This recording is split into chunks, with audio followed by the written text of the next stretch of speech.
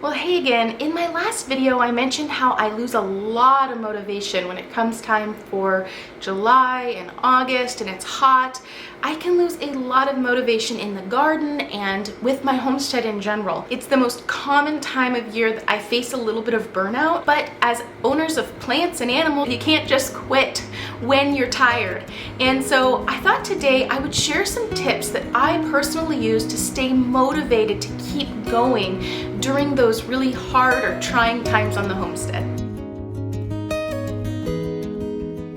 Well, if this is your first time here, my name is Brianna and my husband Gray and I like to learn, practice, and teach our children traditional skills. So we all can get tired or just have those off days where we don't feel like doing it. And that doesn't mean that we don't want a homestead. It doesn't mean that it's not of value to us, but we're human beings and we have emotions and different moods that can affect our motivation from day to day. And so it's really nice to have some ideas in your tool belt to pull out when you need to just push through and get the job done. So my first tip is to find someone that you can share your passion with. This can be a very lonely journey if you're the only person in your life that is interested in learning old skills and homesteading and cooking from scratch.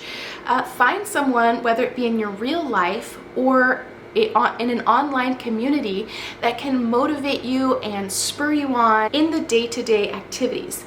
Back in 2010, Gray and I were the only people that I knew, at least our age, that were interested in this topic at all. And thankfully we had each other. And so it was very convenient that my husband had this interest, because when I'm not feeling it, probably more often than him, then he can kind of motivate me and remind me why we chose this lifestyle. The next tip is to know your why. This is incredibly important, especially when you've chosen a lifestyle that can get hard.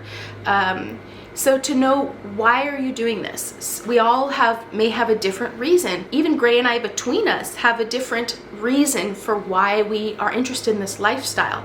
I would say that he more leans to the practical side of things, where I can be more attracted to the romantic, idealistic farm life aesthetic, if you will. And so though we both can appreciate each other's why, it's important to know why you are personally interested in doing this, so that on those hard days you can think about, why am I doing this? Some ideas are to have more self or community sustainability, to live a slower paced life in general, have a better quality and control over your food, for the health benefit, for farm life nostalgia, or just to eat more locally and escape the rat race. So only you can identify why you've chosen this lifestyle, but I highly suggest you do before things get tough. The next tip is to read books and listen to podcasts and books by other homesteaders. This not only can be a great source of learning, but it can be entertaining. So on those times where you don't really feel like getting out in the garden, you can listen to an audiobook and it'll encourage you. You can learn something while you're being productive and doing those tasks that you have to do. I have 3 more points to get to, and the next one is practice gratitude.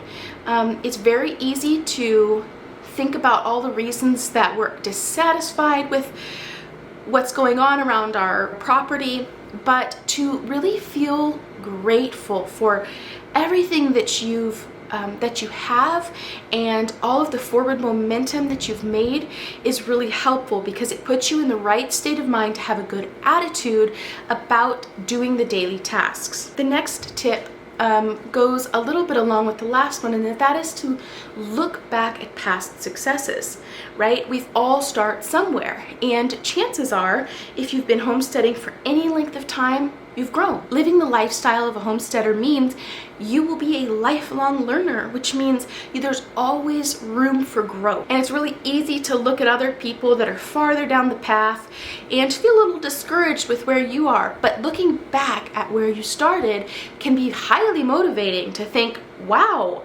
5 years ago, this is where I was, and look at where I'm at now. Measuring that success can be really motivating. And the last tip is to keep the end goal in mind. Keep a picture in your mind of where you are going. So starting with your why, which we talked about a few points ago, and then having a vision of the future.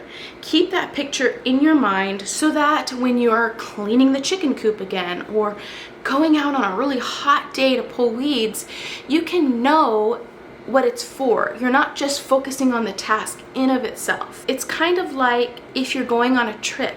It's very important to know where you're going before you leave, so that when you have a little bit of discomfort in the car ride, you can see the future and you can know why you're going through that discomfort, whether it's motion sickness or just fatigue or exhaustion or stress. You can overlook that to know we are headed to a destination and it's going to be worth it. Well, if you prefer the written form of this content, check out my blog post. I will leave a link in the description box below, and I'll see you next time.